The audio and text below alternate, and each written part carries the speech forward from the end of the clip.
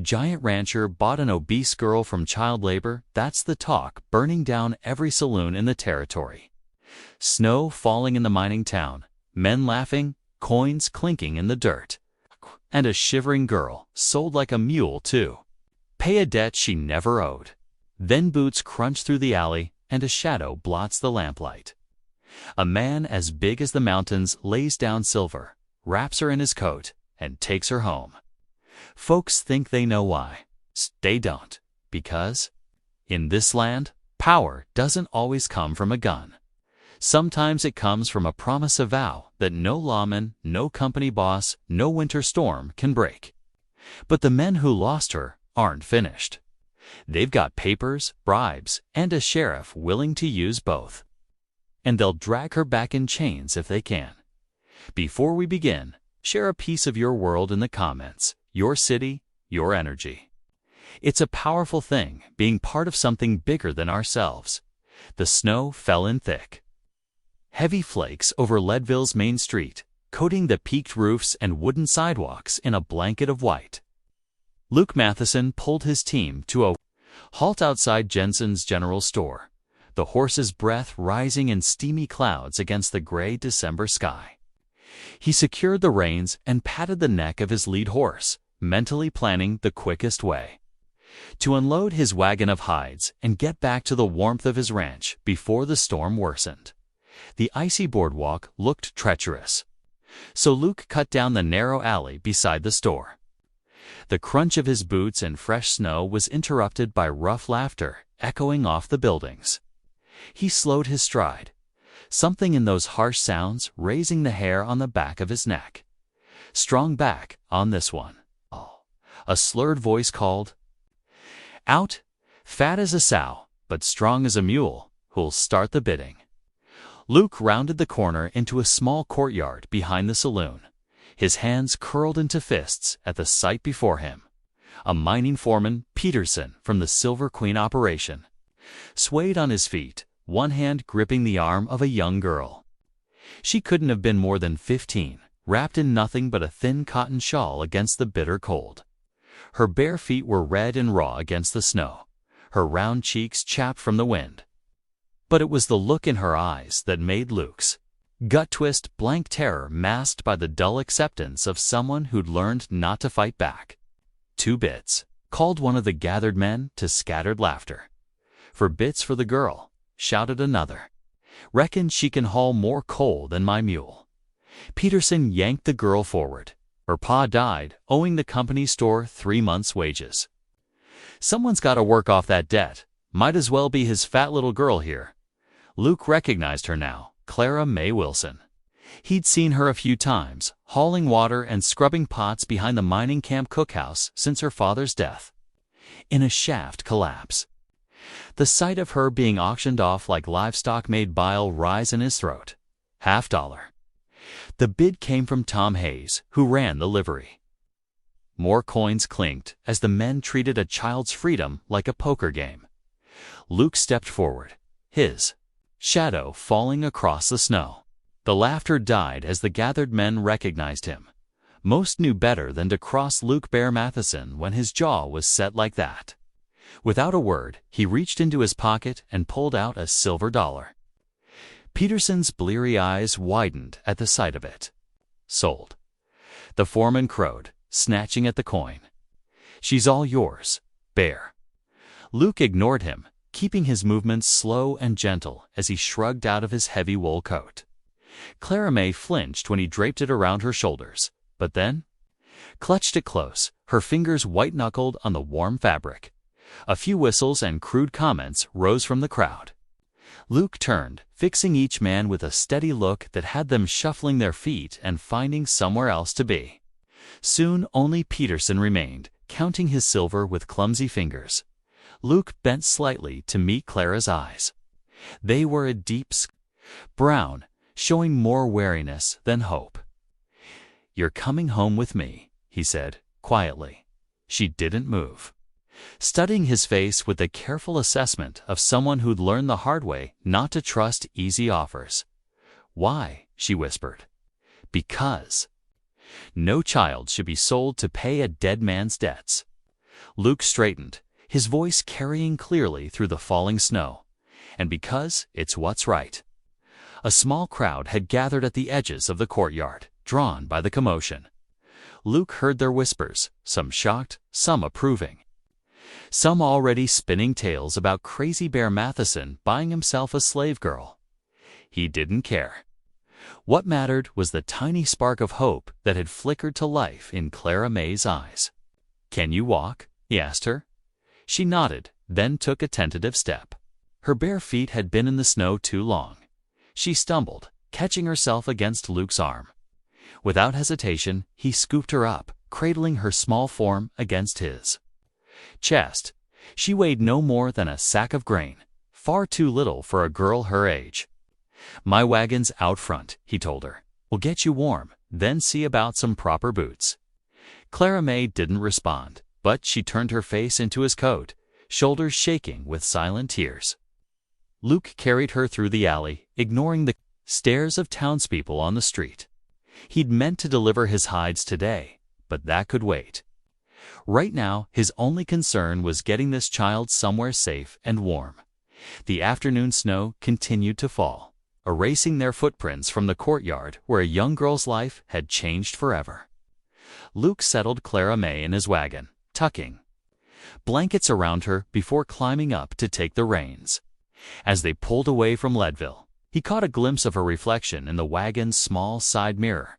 She was watching the town shrink behind them with disbelief. Written across her features, as if afraid this rescue might prove to be nothing more than a dream. Luke clucked to his horses, urging them toward home through the thickening storm. He didn't know exactly what tomorrow would bring, but he knew with bone-deep certainty that he'd done right by this child. No one would ever treat her like property again. Not while he drew breath. Luke guided Clara May to his wagon, keeping his heavy coat wrapped securely around her trembling shoulders. Her bare feet left small, red prints in the fresh snow until he lifted her onto the bench seat. He tucked warm buffalo robes around her legs before climbing up himself and taking the reins. The main street of Leadville fell away behind them, the clip-clop of hooves muffled by fresh powder. Clara May sat rigid beside him, hands clutched tight. In her lap, watching the town shrink into the gray afternoon. They were well past the last scattered buildings when she finally spoke, her voice barely louder than the creaking wagon. "I ain't much good for work," she whispered, eyes fixed on her lap. "Everyone says I'm too slow and clumsy. If you send me back, I understand." Luke's heart clenched at the defeat in her voice. He kept his tone gentle but firm. "Nobody's sending you anywhere, Clara May. You're safe now." She darted a quick glance at him, then away, as if afraid to hope. The wagon wheels crunched through fresh snow as they followed the winding road toward the Broken Y Ranch. Wind whipped through the towering pines, making their branches dance and shower white powder onto the path. Clara May huddled deeper into Luke's coat, her shoulders gradually relaxing as the miles passed without any sign he planned to turn back. When they reached Frost Creek, the water running black between its ice-crusted banks, Luke pulled the team to a halt. "Best stretch our legs a spell," he said. "Creek crossing can be tricky this time of year." He helped Clara May down, steadying her when her cold-numbed feet wobbled. From his saddlebag, he pulled out a cloth-wrapped package of jerky and biscuits. "Hattie always makes sure I don't ride out empty-handed," he explained, offering her a share. Clara May hesitated only a moment before accepting the food. She took small, careful bites at first, but hunger soon won out. "Thank you kindly," she murmured between mouthfuls. I haven't eaten since yesterday morning." Luke's jaw tightened, but he kept his voice easy. "Well, you're in for a treat then. Hattie's the finest cook this side of the Continental Divide. She'll have something hot waiting when we get home." They crossed the creek slowly, Luke leading the horses while Clara May walked beside him, wrapped in the buffalo robe. The afternoon light was fading fast by the time they crested the final ridge. Below them, nestled in a protected valley, the windows of the broken Y ranch house glowed with warm lamplight. "Almost there," Luke said, helping Clara May back into the wagon. She sat straighter now, peering ahead at the welcoming lights. As they drew closer, she could make out the strong log walls, the neat barn, and the smoke curling from the stone chimney into the purple dusk. Before Luke could help her down, the front door burst open. Hattie Carson bustled out, her round face creased with concern. "Land sakes, Luke Matheson, what kept you so long in this weather?" Her expression softened when she saw Clara May. "Ah, you poor lamb. Come in where it's warm." Tea wrapped. A motherly arm around Clara May's shoulders, guiding her inside while chattering about hot stew and fresh bread. The kitchen was warm and bright, dominated by a gleaming cook stove. Copper pots hung in neat rows, and bundles of dried herbs swayed. From the rafters, the rich smell of beef stew filled the air. "Josiah," Hattie called, "come fetch this child's things from the wagon." Quick footsteps sounded in the hall, and Josiah Yazzie appeared, his dark eyes taking in the scene. He nodded to Clara May with a gentle smile before heading outside. She watched him go, clearly surprised to see a half-Navajo man moving so freely through the house. "Now then," Hattie said, settling Clara May close to the stove. "Let's get some hot food in you while Luke sees to the horses." She ladled out a generous bowl of stew, adding a thick slice of bread slathered with butter. "Eat up, dear. There's plenty more where that came from." Clara May took a cautious spoonful, then another. Color began returning to her cheeks as warmth and good food worked their magic. Josiah returned with her small bundle, everything she owned wrapped in a faded shawl, and set it carefully beside her chair. "I've made up the little room next to mine," Hattie said, bustling about the kitchen. "Fresh linens on the bed, and Grandmother Carson's quilt to keep you cozy. And I've left a lamp burning so you won't wake in the dark." Clara May's eyes grew wide at the mention of her own room. She ducked her head, focusing on her stew, but her hands trembled slightly. The kitchen settled into peaceful quiet, broken only by the crack and pop of burning wood in the stove. Hattie hummed softly while she worked, and Josiah's boots made quiet sounds on the plank floor as he moved through the house. When Luke came in from the barn, stamping snow from his boots, he found Clara May still at the kitchen table. She'd finished her stew and sat with her hands wrapped around a cup of hot tea, watching the flames dance behind the stove's iron grate. Her face had lost its pinched, frightened look. The wariness still lingered in her eyes. The familiar sounds and smells of home worked their gentle magic. For the first time since Luke had found her in that snowy courtyard, Clara May's shoulders truly relaxed, and she allowed herself to believe that perhaps, just perhaps, she was finally safe. Morning light crept through the small window, painting golden squares on Clara May's borrowed quilt. The rich scent of coffee drifted up from the kitchen below, mingling with wood smoke and the promise of breakfast. She blinked, momentarily confused by the soft bed and warm room, so different from her thin pallet in the mining camp COOK. The events of yesterday flooded back. The horrible auction, Luke Matheson's intervention, and the long ride through snow to this peaceful ranch. Clara May sat up slowly, running her fingers over the colorful patches of Grandmother Carson's quilt. A real bed in a real room with a lamp still glowing faintly on the bedside table. Just as Hattie had promised. Footsteps creaked on the stairs, followed by a gentle knock. "Clara May." Hattie's warm voice called, "Are you awake, child?" "Yes, ma'am," Clara answered, her voice still morning rough. Hattie entered, carrying a steaming cup of coffee and a bundle of fabric. "Thought you might like something hot to start." "The day," she said, setting the cup down, "and I've been through my trunk. Found a dress that should fit you better than those camp rags." She shook out a serviceable brown wool dress, decorated with neat rows of burgundy braid. Clara May touched the fabric hesitantly. "It's too fine for me, Mrs. Carson." "Nonsense," Hattie said firmly. "And it's just Hattie, dear. This dress has been waiting for someone to wear it, and you're just the right size. Let's get you properly clothed for your first real day at the Broken Y." Outside, Josiah's boots crunched in the snow as he carried armloads of split wood to replenish the kitchen box. The sound of his quiet whistling drifted up through Clara's window, a cheerful morning song that made the day feel somehow safer. Once dressed in the warm wool dress and sturdy boots Hattie provided, Clara May followed her nose downstairs to the kitchen. Luke sat at the table, drinking coffee and reading yesterday's newspaper from town. He looked up with a gentle smile. "Morning, Clara May. Sleep well." She nodded, accepting the plate of eggs and biscuits Hattie set before her.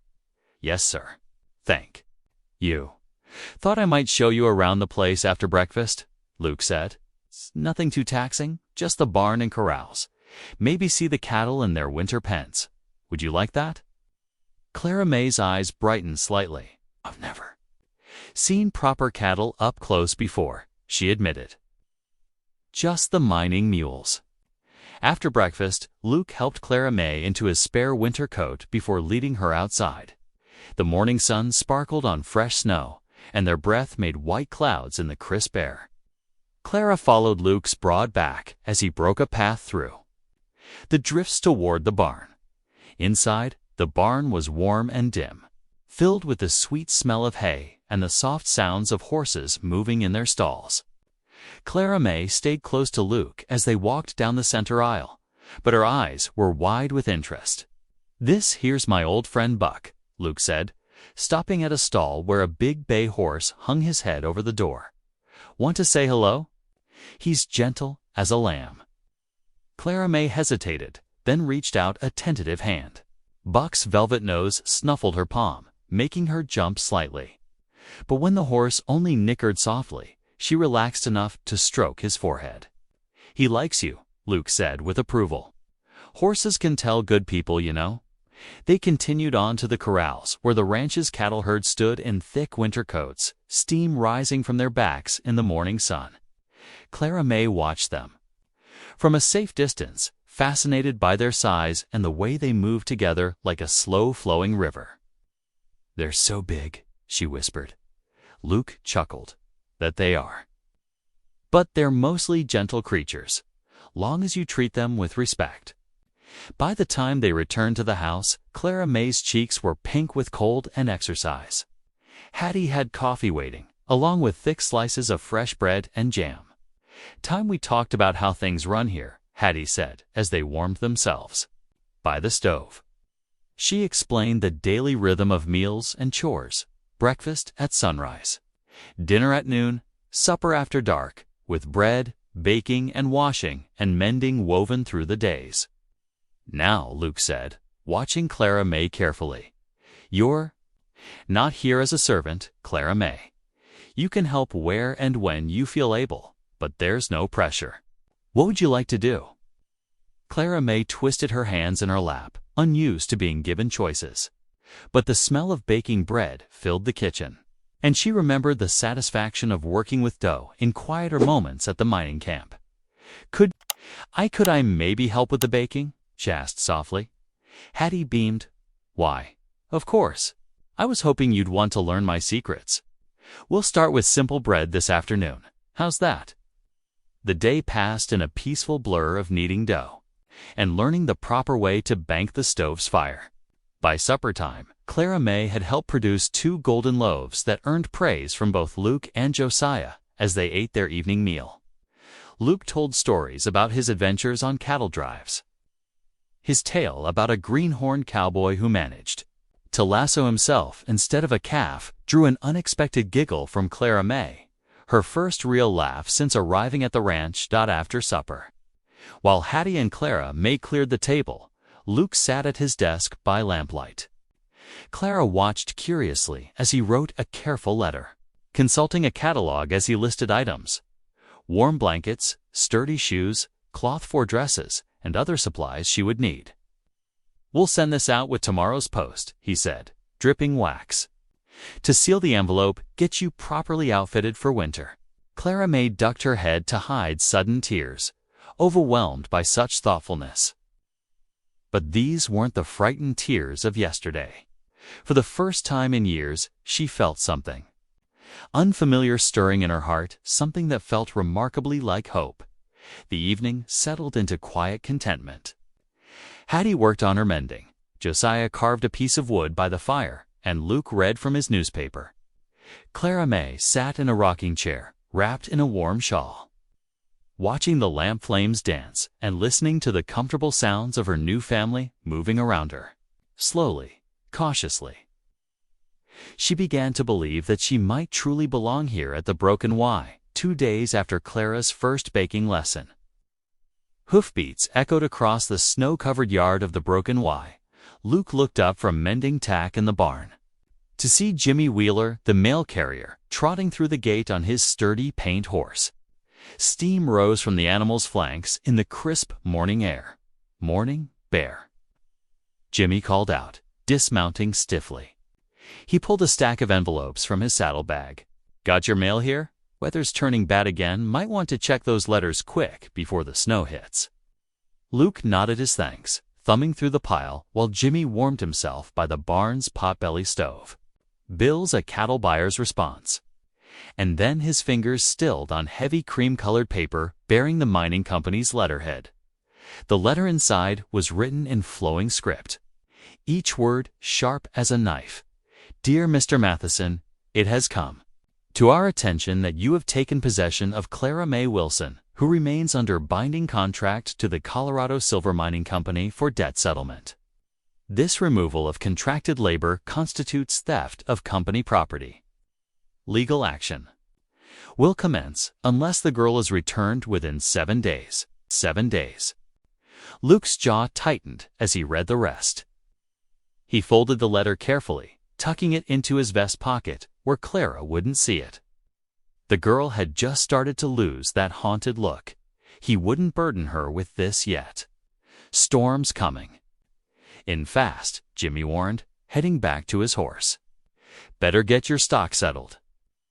He was right. Within hours, dark clouds rolled down from the mountains, bringing stinging pellets of snow. The temperature dropped sharply as the wind picked up, howling around the ranch buildings. "Josiah," Luke called through the swirling white. "Get the young stock into the shelter. Clara May help Hattie gather eggs before they freeze." Everyone worked quickly as the storm intensified. Clara May and Hattie rushed between the chicken coop and house, shielding baskets of eggs under their shawls.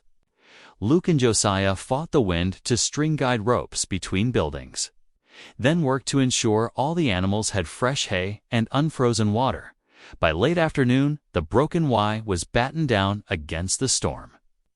The stock was safely sheltered, and everyone gathered in the warm kitchen while Hattie heated soup on the cook stove. Clara May kneaded bread dough, her movements more confident now after 2 days of practice. "Hattie," Luke said quietly as Clara May went to wash up for supper, "need to speak with you. In my office." Once behind the closed door, Luke pulled out the mining company's letter. Hattie's face grew stormy as she read it. "Those devils," she muttered. "That poor child, barely 15, and they dare claim her like property. It ain't Christian, and it ain't right." "No, it ain't," Luke agreed. "But they've got lawyers and money behind them. We'll need two." A small gasp from the hallway cut him off. Luke turned to see Clara May standing frozen in the doorway, her face white as the snow outside. Before he could speak, she turned and fled. "Clara," Luke called, but she was already running through the kitchen and out the back door. Heedless of the storm, Luke grabbed his coat. "She's headed for the barn," he told Hattie. "I'll fetch her back." The distance to the barn was only 30 yards, but the blowing snow made it seem like miles. Luke pushed through drifts, following Clara's smaller tracks until they disappeared. Inside the barn door, the barn was dim and quiet except for the horses' soft movements. Luke moved slowly down the center aisle, checking each stall until he spotted a flash of brown wool dress behind a stack of hay bales.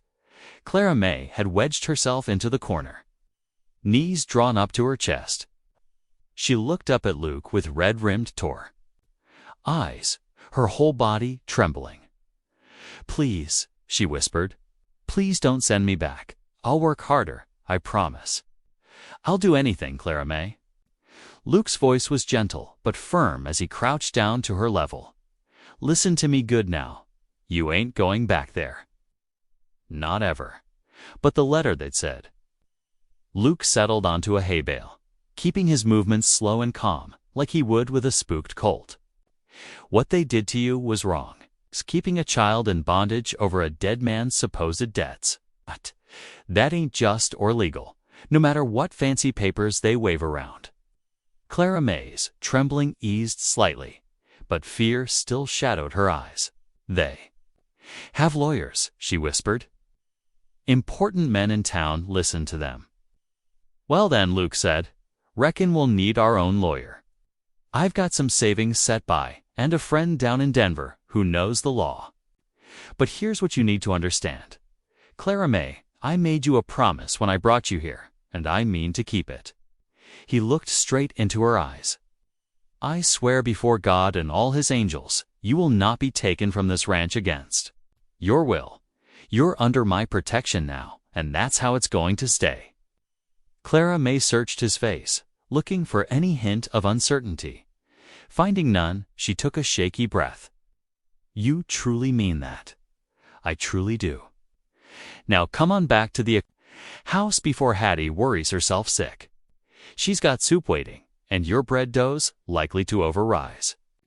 Clara May stood slowly, brushing hay from her skirts. Though her eyes were still troubled, her shoulders had straightened. Luke draped his coat around her, and together they made their way back through the snowy yard to the warmth of the kitchen. Hattie had coffee waiting and didn't say a word about their wet clothes or Clara's tear-stained face. She simply handed them both steaming cups and went back to stirring her soup. But her free hand squeezed Clara's shoulder as she passed, a silent promise of support that made the girl's chin lift just a bit higher. Outside, the storm raged on, but inside the broken, wise kitchen, Clara May found her fears beginning to ease. Luke's promise wrapped around her heart like a warm blanket, and for the first time since overhearing that terrible letter, she allowed herself to hope that maybe, just maybe, she had finally found a true home worth fighting for. Dawn broke, clear and cold, over the broken Y Ranch.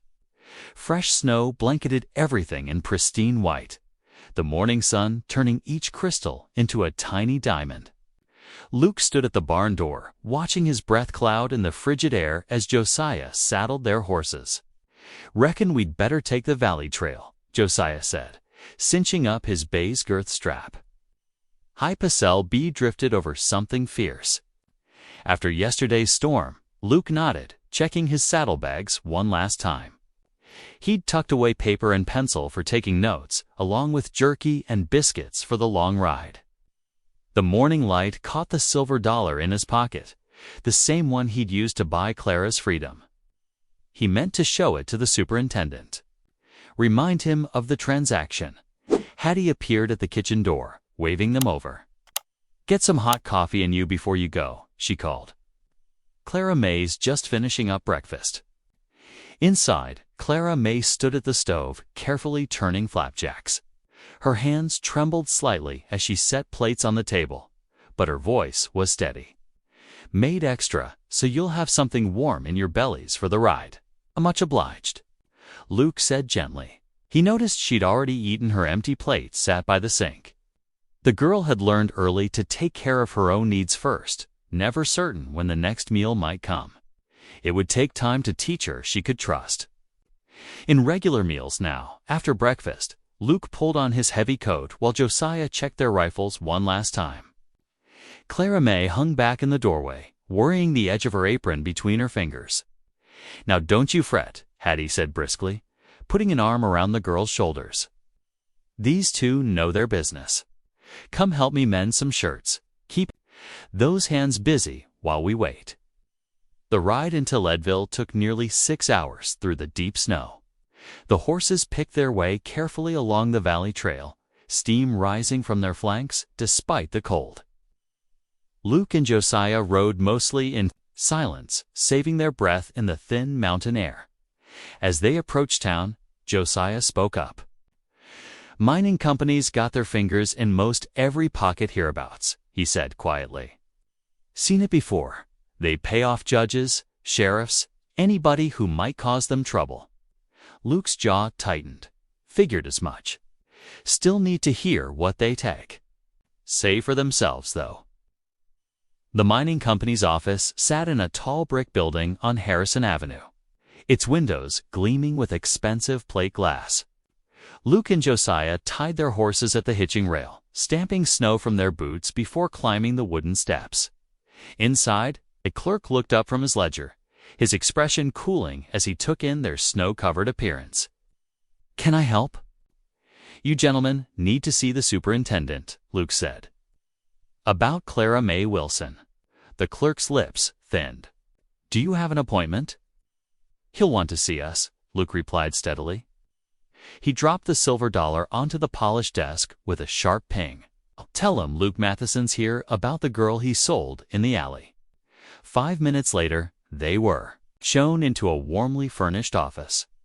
Superintendent Bradford sat behind a massive oak desk, a carefully neutral expression on his florid face.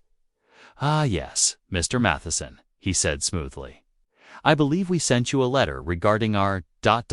property." "The girl ain't property," Luke said quietly. "She's a free citizen, and I want to see proof of this supposed debt you're claiming." Bradford's smile didn't reach his eyes. "My dear fellow, surely you understand how these things work. When miners die owing the company's store, their children naturally owe labor to settle accounts. It's quite standard practice." "Show me the accounts, then," Luke insisted. "Show me what her father supposedly owed." The superintendent spread his hands. "I'm afraid those records are quite confidential. The fact is, all orphaned children in the camp fall under company guardianship until age 18. It's for their own protection, you understand?" "Protection." Josiah's voice was cold. "Is that what you call working a 15-year-old girl half to death?" Bradford's gaze flickered to Josiah, then deliberately away. "I don't believe I was addressing you," he said dismissively. "Mr. Matheson, I'll give you 3 days to return the girl. After that, we'll be forced to take legal action." "You'd do that?" Luke said, standing. "We'll see what Judge Everly has to say about your standard practices." The ride home was harder, darkness falling early in the mountain winter. Josiah broke their long silence as they passed the halfway point. "They'll try to buy the judge off," he warned. "Seen them do it before. Man can't even build a cabin round here without mining company permission." Luke nodded grimly. "Reckon you're right. But Samuel Everly's different. Known him since the war. He won't be bought so easy." It was full dark when they finally reached the ranch, the windows glowing with warm lamplight. Hattie had soup waiting on the back of the stove, and Clara May was just finishing setting the table. "Get warmed up first," Hattie ordered, taking their frozen coats. "Then you can tell me what those scoundrels had to say." Later, after Clara May had gone up to bed, Luke filled Hattie in on the superintendent's thinly veiled threats. They kept their voices low, not wanting to disturb the girl's rest. "Judge Everly's due in Leadville next month," Luke said. "I aim to file for legal guardianship then. Meanwhile, we keep Clara safe here." Hattie nodded, her usually cheerful face. "Serious. That poor child's suffered enough at their hands. We won't let them take her back. Not while there's breath in my body." Luke glanced toward the stairs, thinking of the trust beginning to grow in Clara's eyes. He'd die himself before letting anyone crush that fragile hope. Come spring, he'd face down the entire mining company in court if he had to.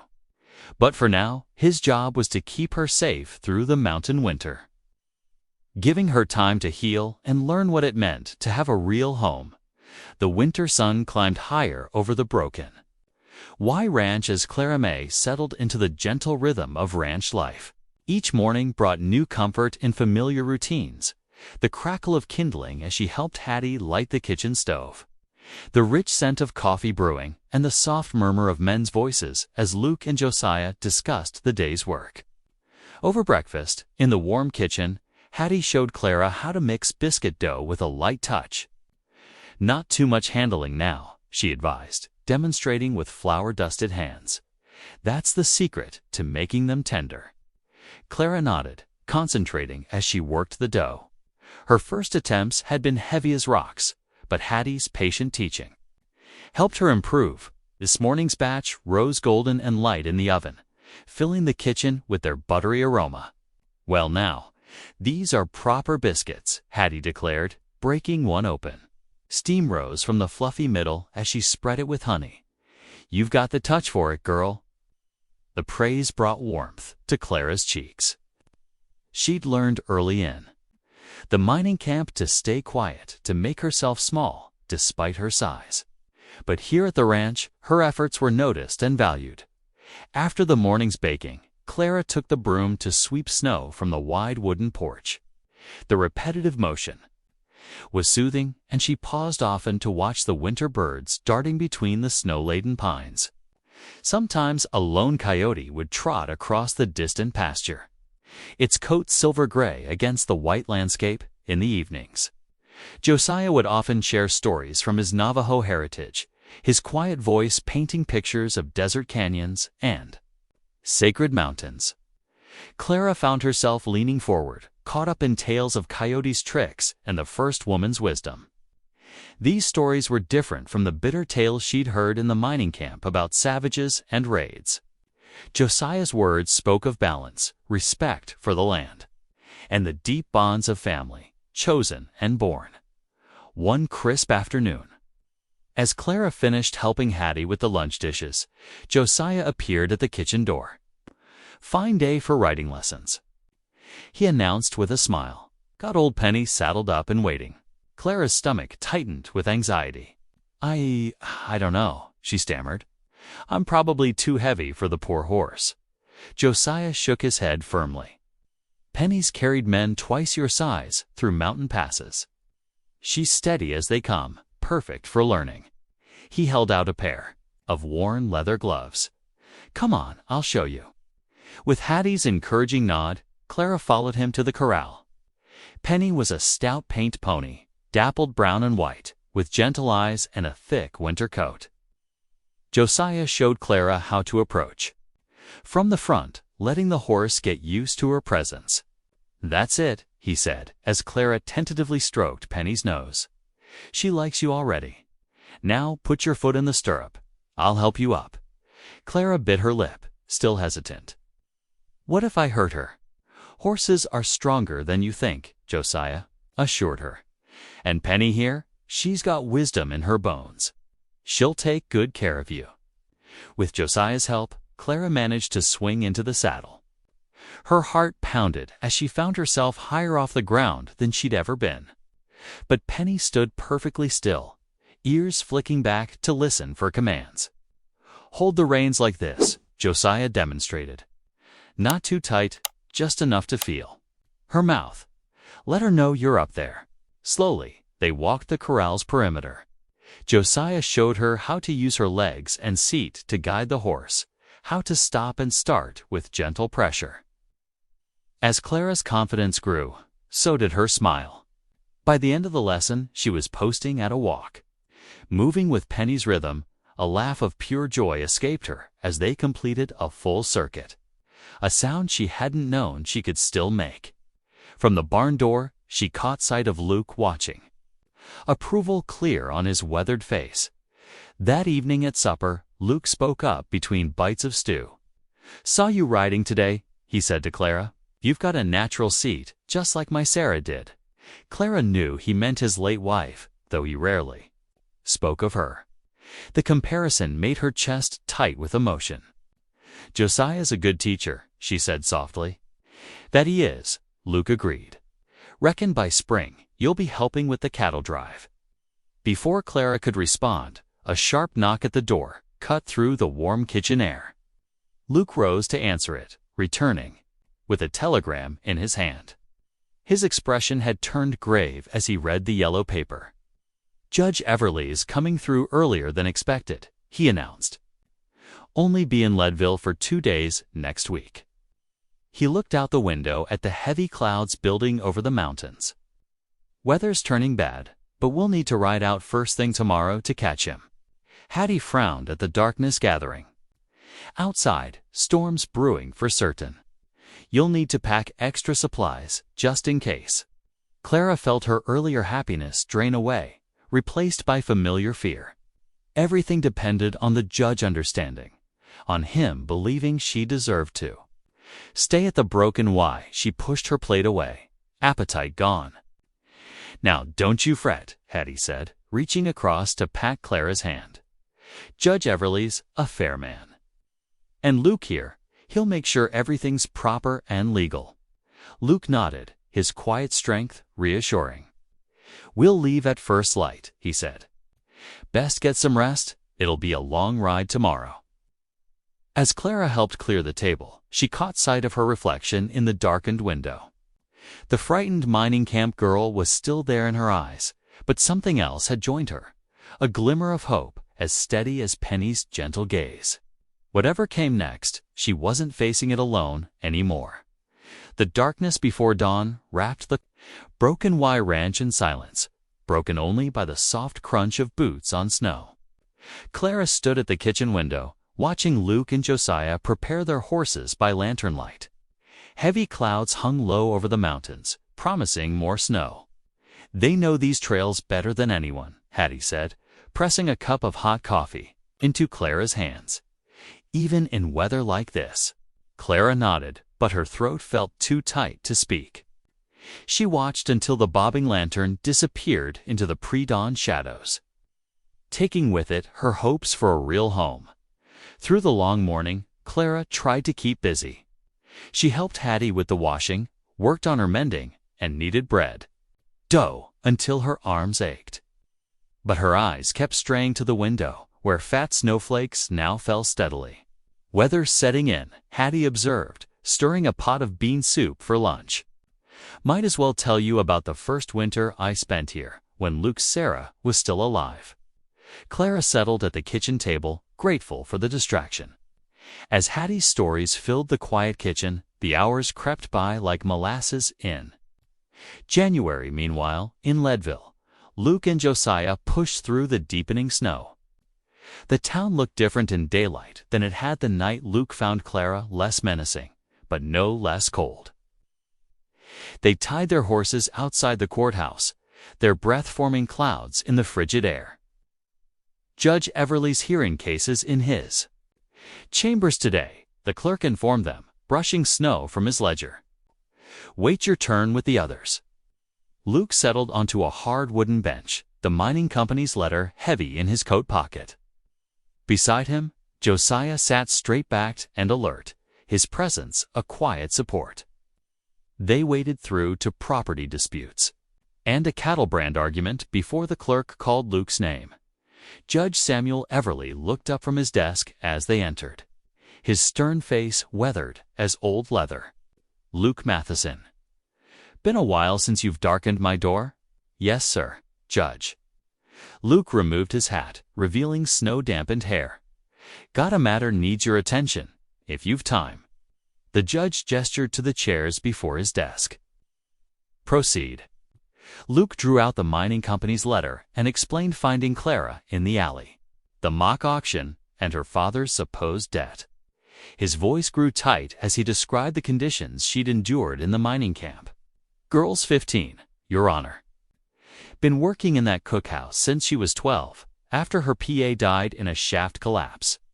Mining company claims they own her labor until she's 18, on account of some debt they won't show proof of. Judge Everly's expression darkened as he read the letter. Unfortunately, I've seen similar cases. Mining companies using alleged debts to secure cheap labor, especially from orphans. He set the paper down carefully. Where is the girl now? My ranch, sir. Safe with my housekeeper, Ms. Carson. Luke leaned forward earnestly. She's learning useful skills, getting proper meals, starting to trust people again. And you're prepared to take legal responsibility for her welfare? Yes, sir, before God and this court. The judge studied Luke for a long moment, then nodded slowly. I'll grant temporary guardianship until a full hearing can be held in the spring. That will give us time to investigate these supposed debts and the mining company's claims. He pulled out an official form and began writing. In the meantime, the girl remains in your custody, Mr. Matheson. See she's properly clothed, educated, and cared for. Much obliged, Judge. Luke's shoulders relaxed slightly. When might that spring hearing be? I'll be back through in April, weather permitting. The judge finished writing and applied his seal to the document. Give a copy of this to the mining company's lawyer. It should keep them at bay until then. Back. At the ranch, Clara had taken to pacing. The snow fell heavier now, and darkness was creeping in again. Hattie kept the stove hot and the coffee fresh, though neither of them had much appetite for supper. There's the lantern. Clara suddenly called from the window. Through the swirling snow, a faint light bobbed toward the house. Minutes later, Luke and Josiah stamped snow from their boots on the porch. Their coats were covered in white, their faces red with cold. But Luke's eyes held a quiet triumph as he entered the kitchen. Warm yourselves by the stove, Hattie ordered, already pouring coffee. Clara girl, fetch those blankets from the parlor. Once the men had thawed somewhat, Hattie set out bowls of hot soup and fresh bread. Clara barely touched hers, watching Luke anxiously as he ate. Finally, Luke set down his spoon and pulled out the judge's document. Judge Everly's granted me temporary guardianship, he said gently. That means you can stay here, safe and legal. Until a full hearing in April, no one from the mining company can take you before then. Clara stared at him, hardly daring to believe. Really? Her voice quavered. They can't make me go back. Not while I'm your legal guardian. They can't. Luke's voice held absolute certainty. Judge's orders. Tears welled in Clara's eyes and spilled down her cheeks. She tried to wipe them away, but they kept coming. Not the frightened tears she'd shed so often in the mining camp, but tears of pure relief. For the first time since her father's death, she felt truly safe. Hattie pressed a clean handkerchief into her hands. There now, child, you just let those tears come. Sometimes, joy needs washing out, same as sorrow does. Through her tears, Clara saw Josiah smile warmly, and Luke duck his head, his own eyes suspiciously bright. The kitchen glowed with lamplight and warmth, the snow falling soft and steady outside the windows. She was home. Really, truly home. Thank you, she whispered, looking at each of them in turn. Thank you all. No thanks needed, Luke said gruffly. Now eat your soup before it gets cold. Been a long day for all of us. Clara managed a wobbly smile and picked up her spoon. The soup tasted better than anything she'd ever eaten in the mining camp cookhouse. Everything tasted better here, where she was wanted, where she belonged. The days following Judge Everly's decision settled into a comfortable rhythm at the Broken Y Ranch. Morning frost painted delicate patterns on the windows, and the air held that special stillness that came with deep winter. Clara found herself waking earlier each day, eager to join the morning routine. Luke noticed her interest in the horses and began teaching her about their care. Each one gets measured different, he explained one crisp morning, showing her how to scoop grain into a wooden measure. Old Blue here needs extra to keep his weight up in winter. Clara watched carefully as Luke demonstrated, then tried it. Herself, the horse's soft lips tickled her palm as he ate, making her giggle. "He's gentle," she said, surprised. "Horses know kind hearts," Luke replied, his eyes crinkling at the corners. "They can tell when someone means well by them." Later. That week, Josiah took time to teach Clara about the ranch dogs. 3 border collies helped with the cattle, and 2 larger shepherd crosses guarded against wolves. "Watch this," he said, putting 2 fingers to his lips and letting out a sharp, clear whistle. The dogs came running from all directions. I could. "Never do that," Clara protested when he offered to teach her. "Sure you can." Josiah smiled patiently. "It's all in how you shape your mouth, like this." He demonstrated again, slower this time. Clara tried several times, producing only weak puffs of air, but Josiah encouraged her to keep practicing. By the end of the afternoon, she managed a proper whistle that brought the youngest dog bounding. Over, her face glowed with pride as December deepened, excitement built around the ranch. Hattie began planning a Christmas celebration, pulling out recipe cards and making lists. "Nothing fancy," she assured Clara, who looked nervous at the mention of company. "Just us, sharing the blessing of the season." Clara found herself drawn into the preparations. Hattie showed her how to roll out perfect pie crusts and crimp the edges just so. They spent happy hours in the warm kitchen making apple and mincemeat pies while snow drifted past the windows. "My ma used to let me help with the Christmas baking," Clara said softly one afternoon, carefully cutting vents in a pie top. Before she got sick, Hattie's hands stilled for a moment in the flour. "She'd be proud to see you now, child, making beautiful pies of your own." A week before Christmas, Luke took the wagon out early one morning and returned with a small pine tree strapped in the back. Clara watched from the kitchen door as he and Josiah carried it into the parlor, the fresh scent of pine filling the house. "Always had a Christmas tree, long as I can remember," Luke said that evening as they gathered to decorate it. He handed Clara a box of carefully wrapped ornaments. Some of these were Sarah's, my late wife's. She loved Christmas, something fierce. Clara handled each ornament with reverence, hanging them carefully on the green branches. Hattie strung popcorn garlands while Josiah told stories about Navajo winter celebrations. The parlor glowed with lamplight and contentment. In quiet moments between chores, Clara worked on a secret project. She had asked Hattie to teach her basic embroidery. And though her stitches were still uneven, she poured her heart into every one. The scarf took shape slowly, made from soft wool Hattie had helped her choose. The words "home is a person" emerged. Gradually, in careful blue stitches, Christmas Eve arrived clear and cold, stars sharp as diamonds in the black sky. After the evening chores, they gathered in the parlor. Josiah built up the fire while Hattie arranged plates of cookies and cups of hot cider.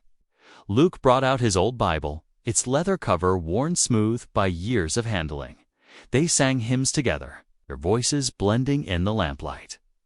Clara knew some of them from her early childhood. Then the familiar words brought tears to her eyes. "Silent night, O come all the faithful, joy to the world." The tree sparkled with candlelight, and peace filled every corner of the room. When the singing ended, Clara gathered her courage and brought out the wrapped scarf. Her hands trembled slightly as she held it out to Luke. "It's not much," she whispered, "but I wanted to thank you, ... for everything." Luke carefully unwrapped the package, his big hands gentle with the paper. When he saw the embroidered words, his eyes grew bright with unshed tears. He ran his fingers over the stitches as if reading them by touch. "Clara girl," he said, his voice rough with emotion, "this here's the finest gift I've ever received." He wrapped the scarf around his neck right then, though the parlor was plenty warm. Hattie wiped her eyes with her apron, and Josiah smiled his quiet smile. They exchanged other small gifts, candy, handkerchiefs. A new deck of cards, but Clara remembered most clearly the way Luke kept touching the scarf, as if making sure it was real. Later that night, in her own warm bed, Clara clasped her hands and prayed silently in the darkness. She thanked God for bringing her to this place, for giving her a family when she thought she had lost everything. The sound of wind in the pines outside her window was gentle, like a lullaby. Downstairs, Luke sat alone by the dying fire, still wearing the scarf. He touched the embroidered words one more time and whispered his own prayer of gratitude for the gift of this child who had brought Christmas joy back to his home. January settled over the Broken Y Ranch like a thick white blanket. Drifts piled against the barn doors each night, and morning chores began with the scrape of shovels, clearing paths between buildings. The cattle huddled in the lee of windbreaks, their breath forming clouds in the frigid air. Luke had been tracking their supplies carefully. Running low on salt, he told Clara one morning as she helped him check the storehouse. Lamp oil, too. Might have to make a town run soon. Clara nodded, making notes in the leather-bound ledger Hattie had given her for Christmas. Her numbers were getting neater with practice. 3 lamps almost empty, she added. And Hattie said the salt barrels down to the bottom. Good eye, Luke said, pleased at her attention to detail. I reckon I can take some hides in at the same time, make the trip worth something. The next morning dawned clear, but bitter cold. Luke loaded the wagon before sunrise, stacking the cured hides carefully, and checking the horse's harness twice. Clara helped him wrap hot bricks in burlap to keep his feet warm on the drive. Mind Hattie while I'm gone, he said, though they both knew the reminder wasn't needed. Clara had become a steady help in the house, quick to notice what needed doing. Yes, sir, she replied, tucking an extra biscuit into his pocket. Be careful on that north slope. Josiah says it's slick with ice. Luke smiled at her concern, remembering how silent she'd been just months ago. The change in her warmed his heart more than any hot brick could. The day passed slowly, with Clara helping Hattie mend shirts and checking the window whenever hoofbeats sounded on the hard-packed snow. Late afternoon brought Luke's return, the wagon loaded with supplies. Clara hurried out to help unload, her breath making white puffs in the cold air. Town was busy, Luke said as they carried sacks of salt to the storehouse. Lots of talk about spring mining contracts already. He didn't mention overhearing whispers about the mining companies continued interest in their property. No need to worry, Clara, with that. They were just finishing up. Claire counting the lamp oil cans while Luke secured the storehouse door. When the sound of multiple horses approaching made them both look up, through the gathering dusk, they saw a group of riders coming down the ranch road. Luke recognized Sheriff Weller's heavy figure leading the group, and his heart sank. 5 other men rode with him, including 2 deputies he knew worked closely with the mining company. Clara, Luke said quietly, go on inside now. But before Clara could move, Sheriff Weller's voice rang out. Stay right where you are, girl. He dismounted, boots crunching in the snow. Got some business here. Luke stepped forward, positioning himself slightly in front of Clara. Evening. Sheriff. Mighty cold to be riding out this far. Not by choice, Matheson. Weller pulled a folded paper from his coat. Got a warrant here for the girl. Says you're holding a minor unlawfully? That's nonsense. Luke's voice was calm, but Clara could see his hands clenching into fists. Judge Everly granted me temporary guardianship. Papers are all proper and filed. Got something here, says different. Weller handed over the document. Signed by Judge Harrison over in Summit County. Says the mining company has prior claim on her labor contract. She's to be held in county custody until it's sorted out. Luke scanned the warrant, his face darkening. Judge Harrison is in the mining company's pocket and everyone knows it. This isn't legal. Papers sealed proper. Weller said flatly. Now, step aside. No. Luke's voice was quiet but firm. I won't let you take her. Two deputies dismounted, hands resting on their gun belts. Clara pressed closer to Luke, trembling. Don't make this harder than it needs to be, Weller warned. You want to explain to Judge Everly how you resisted a lawful warrant might change his mind about that guardianship? The threat hung in the cold air. Luke felt Clara shaking beside him and knew he couldn't risk losing his legal standing to protect her. Fighting now might feel righteous, but it would only hurt their cause in the long run. I'll appeal this, Luke said, his voice rough with suppressed anger. Soon as the circuit court's back in session. Weller nodded to his deputies. Girl's coming with us now. Get a blanket for the sleigh. Let me get her coat at least, Luke protested. But one of the deputies was already taking Clara's arm. Luke. Clara's voice was small, frightened. Please don't let them. It'll be all right, Luke said, though the words tasted like ashes. I'll come for you first thing tomorrow. Gotta do this legal, you understand? Clara nodded bravely. But tears were freezing on her cheeks as the deputies led her to the waiting sleigh. Someone threw a rough blanket over her shoulders. But it was poor replacement for the warm coat hanging just inside the ranch house door.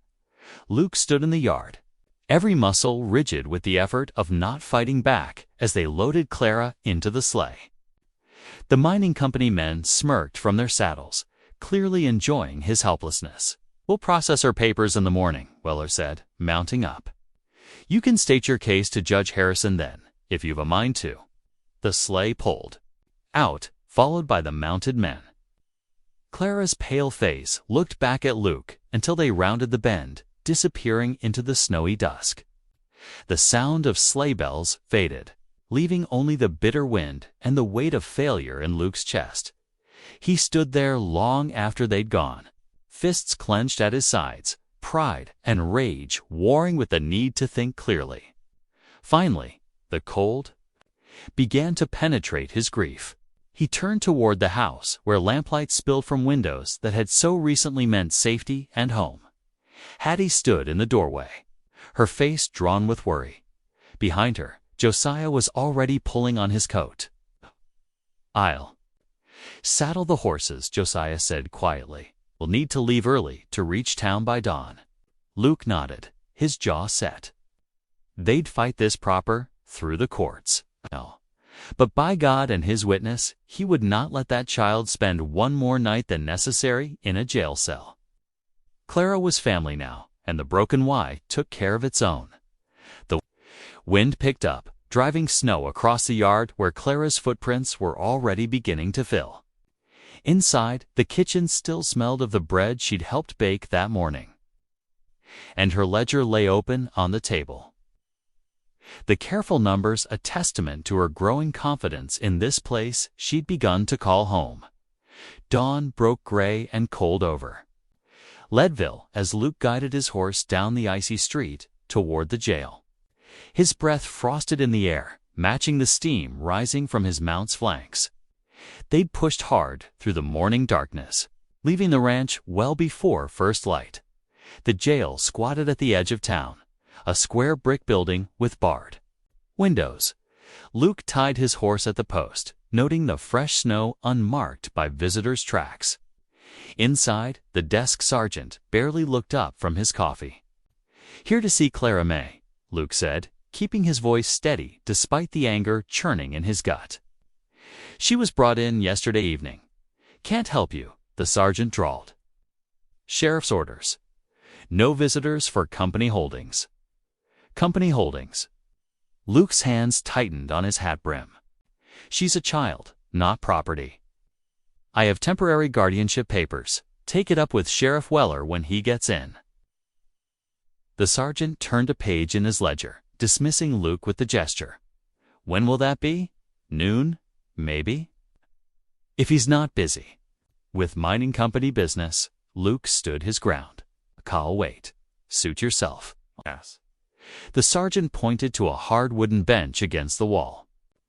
But you won't be seeing the girl today. Company policy. Through the morning, Luke sat on that bench, watching deputies come and go. None would meet his eyes. Around 10 o'clock, he heard women's voices from the cell block, rough laughter. A few curses, and what might have been crying. His jaw clenched, imagining Clara among the vagrant women they'd locked her in with. Noon came and went. No Sheriff Weller. At 1 o'clock, a matron passed through with a pot of thin soup and hard bread. Luke caught a glimpse of her delivering meals through the cell block door, just enough to see Clara huddled in a corner, wrapped in a threadbare blanket. "Sir," Luke called to the matron when she returned. "Could you at least tell me if she's all right?" The woman hesitated, glancing at the sergeant who had dozed off in his chair. "She's quiet," she whispered. "Keeps to herself. Won't eat much." She hurried away before Luke could ask more.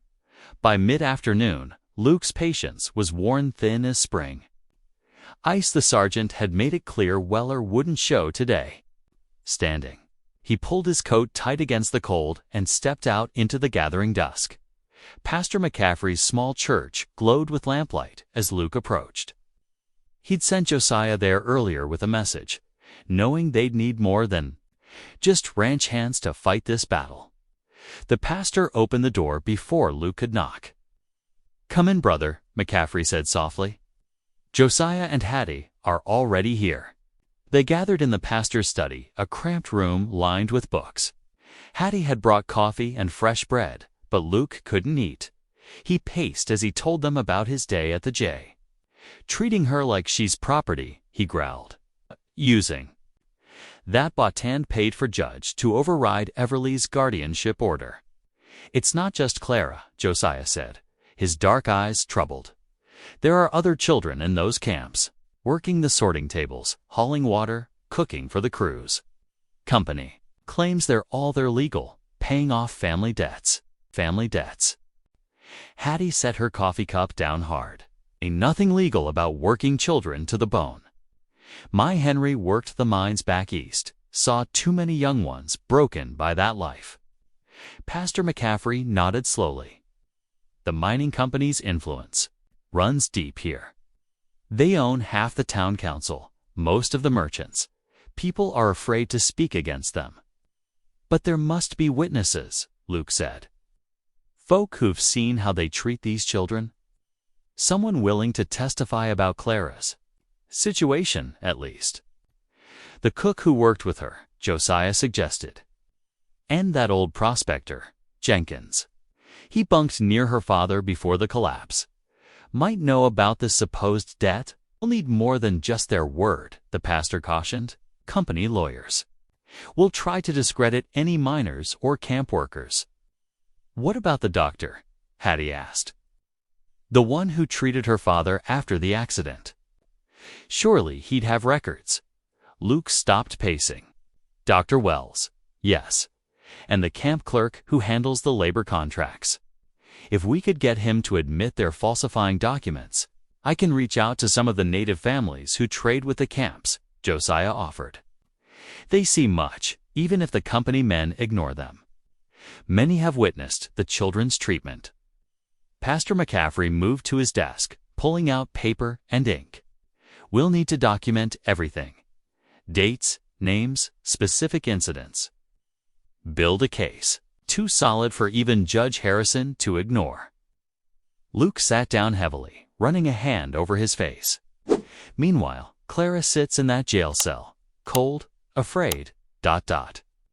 She's stronger than you think," Hattie said gently. "That girl survived worse than a few nights in jail, and she knows you're fighting for her." They worked late into the evening, drafting letters to potential witnesses. Luke wrote to Dr. Wells, choosing his words carefully to appeal to the physician's conscience without raising company suspicions. Josiah composed messages in both English and Navajo to be carried by trusted traders. Pastor McCaffrey penned careful inquiries to fellow clergymen who ministered in other mining camps, asking about similar cases. "We'll need to be careful how these are delivered," the pastor warned. "Company men watch the post office, and some of these folks might need Encouragement. To come forward, I've got some savings, Luke said. If it takes paying for travel expenses or lost wages to get them to testify, my people can help move messages without the company knowing, Josiah added, and provide safe places for witnesses to stay if needed. Hattie stood, gathering the empty coffee cups. I'll start putting up extra supplies. Might need to feed quite a few folks before this is done. As they prepared to leave, Pastor McCaffrey laid a hand on Luke's shoulder. This won't be a quick fight, brother. The company's got money and influence on their side. Don't matter how long it takes, Luke replied. That girl deserves justice, and maybe we can help some others along the way. They stepped out into the cold night, the church windows glowing behind them. Snow was falling again, thick flakes catching in the lamplight. Luke looked toward the jail, its dark bulk squatting against the starless sky. Somewhere in there, Clara was trying to sleep on a hard bunk, probably wondering if he'd abandoned her like everyone else in her young life. Hold on, child, he whispered into the darkness. We're coming for you. Just hold on. Luke's boots crunched through deep snow as he made his way from homestead to homestead. The winter sun hung low in the pale sky, offering little warmth as he gathered testimony against the mining company. Each mile felt longer than the last, his thoughts always returning to Clara in that cold jail cell at the Watson place. An old prospector named Jenkins spoke of Clara's father. Worked beside him for 2 years, he said, warming his hands by the stove. Never owed nobody a cent. Company made up that debt after he died in the collapse. Jenkins signed his statement with a shaky hand, making his mark before 2 witnesses. 3 days hard riding brought Luke to the Parsons family ranch. Their oldest son had worked the sorting tables with Clara. They'd beat the children if they worked too slow, the boy recalled, his mother's arm tight around his shoulders. Clara always shared her bread with the littler ones, even when she was hungry herself. Their testimony filled 2 pages. Meanwhile, Josiah rode north through the snow-draped pines to meet with 2 feathers. The Navajo elder received him in a warm hogan, passing a cup of bitter herbs between them as they spoke. The old treaties forbid taking children for debt, 2 feathers said in his native tongue. This was written when my father's father signed. With the government, he provided a worn copy of the territorial law, its edges soft with age, in her jail cell. Clara found comfort in the hymns Hattie had taught her. Amazing Grace echoed softly off the stone walls each evening. A young guard named Thomas began lingering near her cell during his night rounds. My sister used to sing that one, he told her quietly, slipping her an extra piece of bread. Before the fever took her. Clara shared the bread with Sarah, an older woman arrested for begging, who wrapped her thin blanket around them both on the coldest nights. Each day, Luke's file of testimonies grew thicker. Dr. Wells provided medical records showing Clara's father had died debt-free. A former camp clerk, now working in Denver, wrote a detailed letter exposing how the company falsified labor contracts. The evidence mounted like the winter snow. Building toward the coming storm, the courthouse loomed against the gray February sky, its red brick darkened by melting snow. Luke climbed the worn steps, his boots leaving wet prints on the marble floor. As he entered, the leather satchel at his side bulged with sworn statements, each one a piece of truth that could free Clara. Judge Everly's clerk looked up from his desk, recognition crossing his weathered face. Mr. Matheson, he said, accepting the thick bundle of papers. Judge is expecting these. The clerk's fingers moved carefully through the pages, counting and stamping each one dot in his chambers. Judge Everly studied the testimonies through wire-rimmed spectacles. His finger traced each line deliberately, pausing over Jenkins' mark and the territorial law from 2 feathers. March 15th, he declared finally, writing the date in his ledger. That gives time for all witnesses to travel. He sealed the hearing date with his official stamp. The county jail stood 3 blocks away, its stone walls stained dark by winter. Luke's heart quickened as the guards led him down the corridor. Clara's face appeared at the bars, thinner than before but bright with hope. The moment the guard unlocked the visiting room door, she flew into Luke's arms. "I knew you wouldn't give up," Clara whispered against his coat. Her voice trembled with held-back tears. "I prayed every single night." Luke held her tight, noting how her shoulders had grown sharp beneath her dress. "Got the hearing date," he said softly. "March 15th. I'll be there when they open that cell, Clara May. That's a promise before God." Clara stepped back, wiping her eyes with her sleeve. "The ladies here, they've been kind. Sarah shares her blanket, and Thomas he's one of the guards he brings. Extra bread sometimes." She managed a small smile. "I sang hymns with them in the evenings." "You keep singing," Luke said, his voice rough with emotion. "Spring's coming, and with it, your freedom." When the guard called time, Clara hugged Luke. "Once more, I'm not afraid anymore," she said firmly. "God sent you to that alley that day. He'll see us through." They parted with renewed strength, each carrying the other's courage like a flame against the winter dark. The Leadville courthouse buzzed with anticipation on that crisp March morning. Sunlight streamed through tall windows, casting long shadows. Across the packed wooden benches, townsfolk whispered and craned their necks as Luke Bear Matheson ducked through the doorway, his broad shoulders filling the frame. Clara May walked beside him, her clean dress and carefully braided hair a stark contrast to the frightened girl from the alley months before. "Look at that giant rancher," someone muttered, "and the fat girl he took in." Hattie Carson shot the whisper a stern look as she settled onto a bench near the front.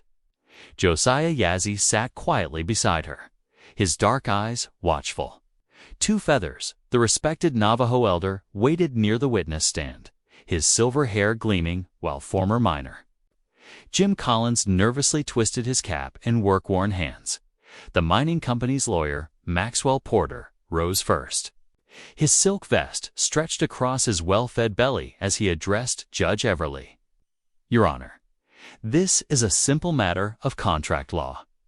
The girl's father's debt transferred to her upon his death. The company merely seeks to recover its rightful property, her labor, until age 18. Luke's attorney, Thomas Bradford, stood next. "Your Honor, we will prove there was never any legitimate debt. The mining company fabricated these claims to trap children in forced labor." The testimony began. Josiah spoke of finding Clara barefoot in the snow that first day. Hattie described the girl's malnourished state when she arrived at the ranch. Two Feathers cited territorial laws forbidding child bondage, his dignified manner commanding respect. Then Jim Collins took the stand, his voice growing stronger as he spoke.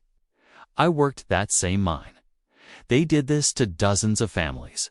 When someone died in the shafts, they'd make up debts, forge papers, keep the children working in the cookhouse or hauling, or he pulled documents from his jacket. These here prove they changed the numbers, sir. I took them before I quit." Porter jumped up. "Objection. Those documents are company property." "Overruled," Judge Everly said firmly. "Continue, Mr. Collins." The morning wore on. Clara watched.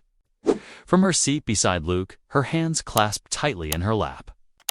When Porter tried to question her character, Luke's jaw clenched, but Clara touched his arm gently. She had nothing to hide anymore. Finally, Judge Everly cleared his throat. The crowded courtroom fell silent, having heard all testimony and examined the evidence. "I find no legal basis for the mining company's claim." His voice carried to every corner. "The alleged contract is fraudulent. Miss Clara May is hereby declared a free person with all rights thereof." A gasp rippled through the room. The judge wasn't finished. "Furthermore, the mining company is fined $1,000 for this unlawful practice." with $500 to be paid as restitution to Miss Clara May. He fixed Porter with a stern gaze. Let this serve as warning against future attempts to enslave children through false debt. The courtroom erupted. Ranchers whistled and stamped their boots. Even some of the miners nodded in approval. Wiped tears from her eyes while Josiah smiled broadly. Clara stood slowly, her chin lifted high despite the tears streaming down her cheeks. Luke rose beside her, his presence steady and protective as always. Together they walked down the center aisle, past the staring faces and whispered comments.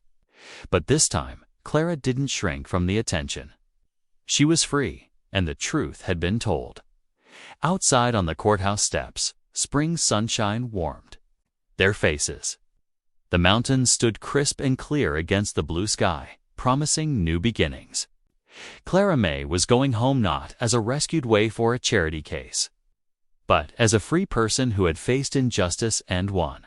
The afternoon sun warmed the Broken Y Ranch as wagons rolled into the yard, kicking up dust and startling the chickens.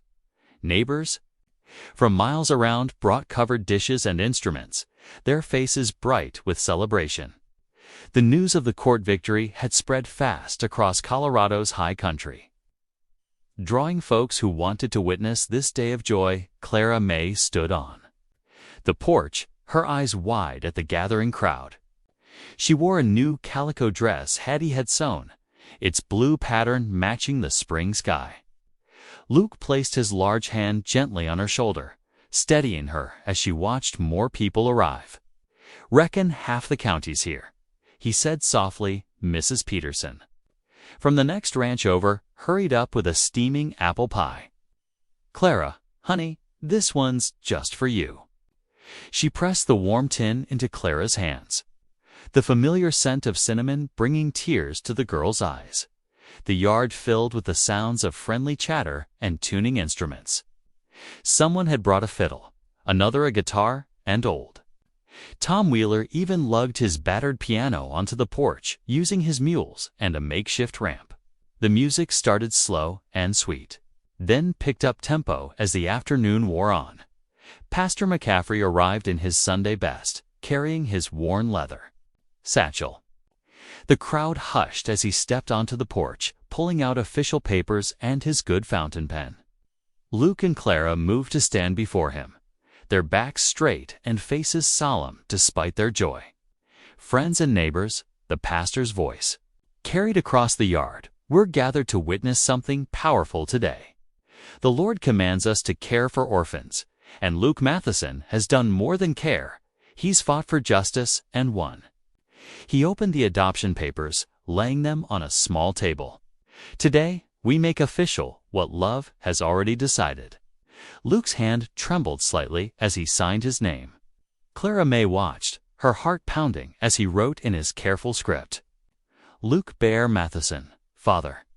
When it was her turn, she gripped the pen tight, determined to make her mark clear and strong. "Clara May Matheson," she wrote, "Daughter." The crowd erupted in cheers and whistles. Hattie dabbed at her eyes with her apron, while Josiah grinned and clapped with the others. Two Feathers, who had come specially for the signing, raised his hands in blessing over the new family. As the sun began its slow descent toward the mountains, Clara slipped away to the barn. She emerged, riding her pony. The little bay mare Luke had helped her train through the winter. The silk scarf Luke had given her fluttered from her neck like a banner of freedom as she urged the pony into a gentle lope. She rode across the spring-green pastures, the wind whipping her hair free from its pins. Wildflowers dotted the hills, in splashes of yellow and purple, and new grass rippled like waves under the afternoon breeze. From her perch in the saddle, Clara could see the whole valley spread out below. The place she now could truly call home. Luke watched from the porch, his tall frame leaning against a post. The setting sun caught the silver in his hair and beard, and his eyes held a peace he hadn't known since losing his first family years ago. Beside him, Pastor McCaffrey nodded thoughtfully. "You've done more than save one girl, Luke," the pastor said quietly, words spreading about that mining company. Other operations are changing their ways. Seems the West is learning something about justice from the broken why. Luke simply nodded, his eyes never leaving Clara's distant figure as she turned her pony toward home. The sun dipped lower, painting the Colorado sky in sheets of gold and rose. Long shadows stretched across the yard where neighbors still gathered, sharing food and stories. Music drifted up from the celebration, a hymn of thanksgiving that seemed to echo off the mountains themselves. Clara May rode back toward the warm lamplight spilling from the ranch house windows, toward the sound of friendly voices and familiar laughter. She was riding home, forever home to the family that had chosen her, fought for her, and loved her into belonging. Thanks for taking a moment to feel with me. If this story reminded you of what matters, hit subscribe. I'll be here tomorrow, continuing our story.